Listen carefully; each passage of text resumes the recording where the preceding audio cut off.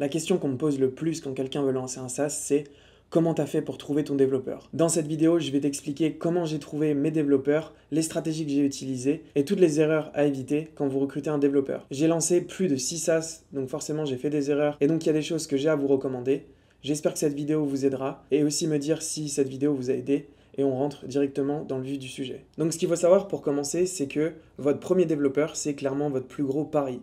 90% des personnes échouent à trouver un développeur et j'ai vu un nombre de personnes juste énorme qui se retrouvaient dans cette situation où ils avaient une idée, ils voulaient développer une application, mais juste trouver le développeur, c'était vraiment compliqué et qu'au final ils se retrouvaient à se dire bon bah tant pis je lancerai ce business là plus tard et ils repoussent l'idée.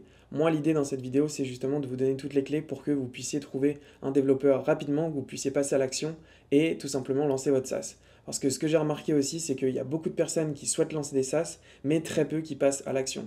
Et sur le peu de personnes qui sont passées à l'action, généralement, ils ont soit des résultats, soit une revente, mais au final, le résultat, mais ce que je me rends compte, c'est vraiment que le nombre de personnes qui se lancent, il est vraiment faible. Donc cette vidéo, c'est pour vous aider. Donc pour commencer, je vais rentrer directement dans les erreurs à éviter. Déjà, évitez de passer par des agences, ça va vous coûter beaucoup trop cher.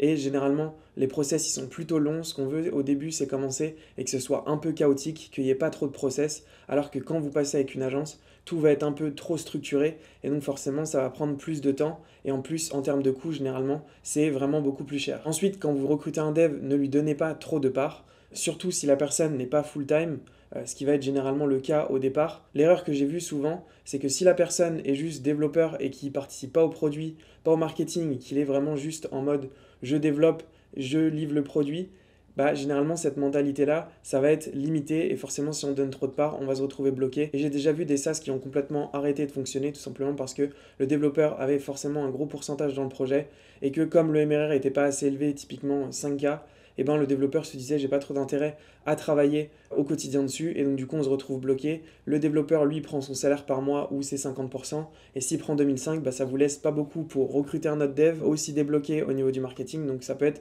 rapidement contraignant et j'ai déjà vu pas mal d'histoires dans ce cas-là. Donc essayez justement de faire quelque chose de progressif ou que limite le développeur, si vous êtes le leader dans le projet, bah, il est tout simplement et que petit à petit, année en année, il ait plus de pourcentage s'il reste impliqué et s'il finit par être full-time. Donc ça peut être une solution.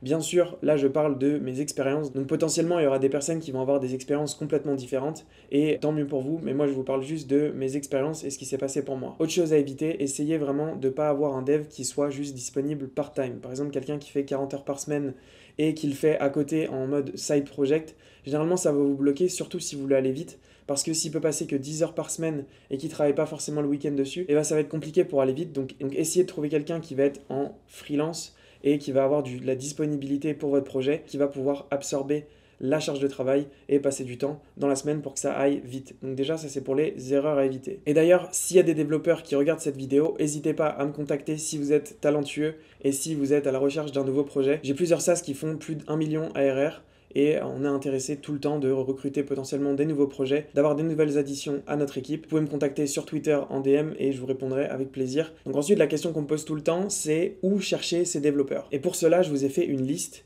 avec justement mes préférences. Donc déjà la première option ça va être Upwork. Ce que j'aime sur Upwork c'est que j'ai à chaque fois trouvé des profils et que maintenant justement mes développeurs principaux c'est des développeurs que j'ai trouvés sur Upwork. Donc forcément sur Upwork il y a de tout, il y a du moins bon et il y a du bon et j'ai déjà entendu différents types d'expériences. Pour moi le plus important sur Upwork c'est d'abord de mettre des bons critères, de ne pas accepter des personnes qui ont des mauvaises notes sur Upwork. Accepter aussi que certains pays, donc par exemple il y a des pays que je vous recommande d'éviter, notamment si la communication elle est compliquée ou par exemple que la personne elle ne parle pas 100% anglais et qu'elle a un anglais un peu compliqué, bah ça par exemple ça va être une grosse barrière parce que dans la communication ça va être un problème, mais ça j'en reviendrai plus tard.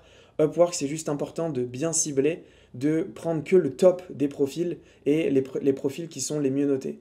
Mais Upwork, c'est vraiment la meilleure solution sur laquelle moi j'ai trouvé la majorité de mes développeurs. Ensuite, l'autre option, ça va être Twitter. L'avantage sur Twitter, c'est que vous pouvez taper par exemple Building Public SaaS et généralement vous allez vous retrouver avec ce qu'on appelle indie hackers, des personnes, des développeurs qui veulent lancer un projet, mais généralement qui ne savent pas trop comment marketer. Par contre, ils savent développer des logiciels, des solutions. Et au final, si vous arrivez avec la bonne idée, la bonne distribution dans vos mains et qu'il vous manque juste un développeur, bah ça peut faire clairement le bon combo. Et vous pouvez trouver des développeurs qui sont vraiment talentueux et des pays qui ne sont pas en développement. Dans le sens où, sur Upwork, généralement, vous allez trouver des profils qui vont être moins chers que par exemple si vous prenez un développeur aux États-Unis, peut-être qu'ils n'auront pas autant d'expérience et autant de compétences. Pareil, tout peut varier, mais sur Twitter, vous pouvez trouver justement des développeurs qui sont français, américains, vraiment des profils super intéressants. Et sur Twitter, il y a vraiment énormément d'options. Ensuite, l'autre option qui va être plus classique, on va dire, c'est LinkedIn. Donc LinkedIn, si vous faites des posts sur LinkedIn en mettant que justement vous recrutez un développeur, que vous avez un peu de réseau sur LinkedIn et que vous vous faites reposter, généralement vous pouvez trouver des bons profils, des personnes qui vont remplir un form et qui vont être intéressées par votre annonce. Vous pouvez utiliser aussi l'outil de recrutement de LinkedIn.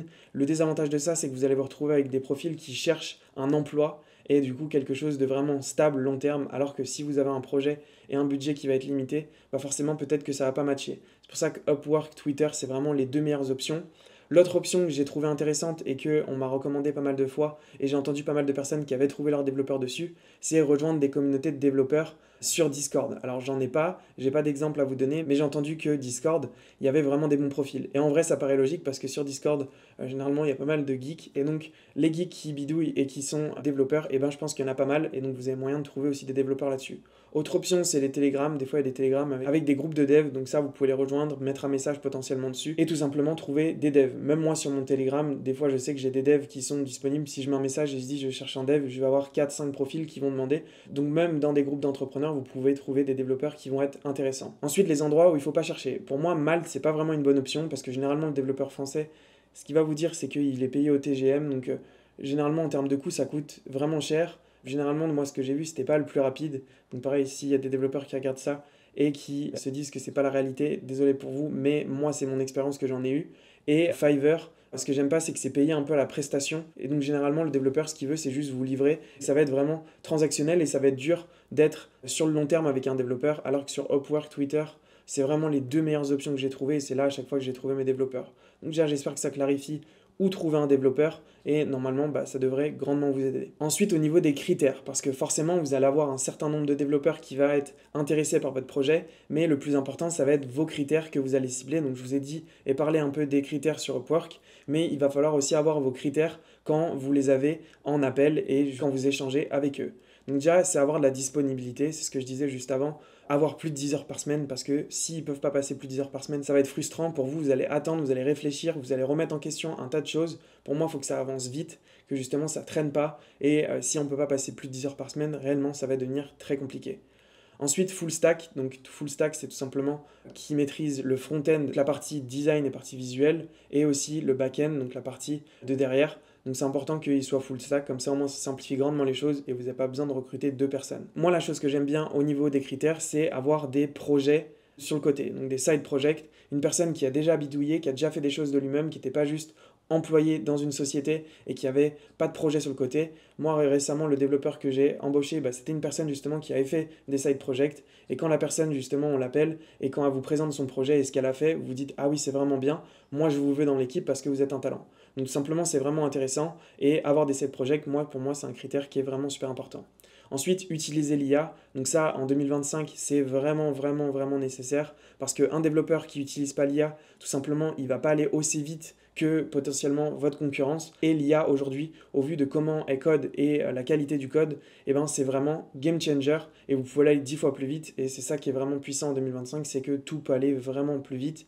Et ce qu'un développeur pouvait faire peut-être en 2023, maintenant il peut le faire pour 3 développeurs. Et c'est là où ça devient vraiment super intéressant. Moi, sur tous mes SaaS, la productivité, elle a juste explosé depuis que justement l'IA, elle est implémentée. Je force tout le monde à utiliser l'IA et clairement, on voit la différence. Ensuite, il faut avoir la mentalité ship fast. Donc qu'est-ce que c'est la mentalité ship fast ? C'est tout simplement la volonté d'aller vite, d'accepter que tout soit pas parfait. Forcément, des fois, on va brûler certaines étapes. Et ça, c'est pas grave, dans le sens où au début, ce qu'on veut, c'est juste tester, aller vite, itérer, prendre des retours, prendre des feedbacks, avoir de la compréhension, et que derrière, on puisse justement améliorer l'outil. Avoir cette mentalité, pour moi, c'est vraiment un critère super important, parce que sinon, vous n'allez pas avancer, les choses vont être trop protocolaires, et généralement, c'est pas bon signe.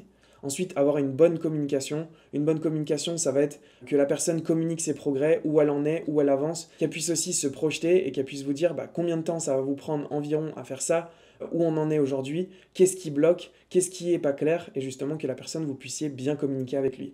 Et le dernier critère qui va être relié à la bonne communication, ça va être la langue. Typiquement, moi j'ai eu des mauvaises expériences avec des développeurs qui étaient au Pakistan ou en Inde, où quand on les appelle, c'est vraiment très dur de les comprendre. Avec l'accent et la langue, ça rend toute communication vraiment compliquée. Ça fait limite mal à la tête à chaque fois qu'on fait un appel. Et tout simplement, je ne me vois pas vraiment sur le long terme pouvoir communiquer et expliquer les problèmes alors que la communication, elle est difficile. Donc ça, justement, c'est tous mes critères que j'utilise. Généralement, si vous vous assurez que votre développeur soit dans ces critères-là, déjà, vous allez avoir une bonne base et vous aurez vraiment un bon profil. Après aussi, le truc le plus important quand vous cherchez un développeur, c'est d'avoir un bon process de recrutement.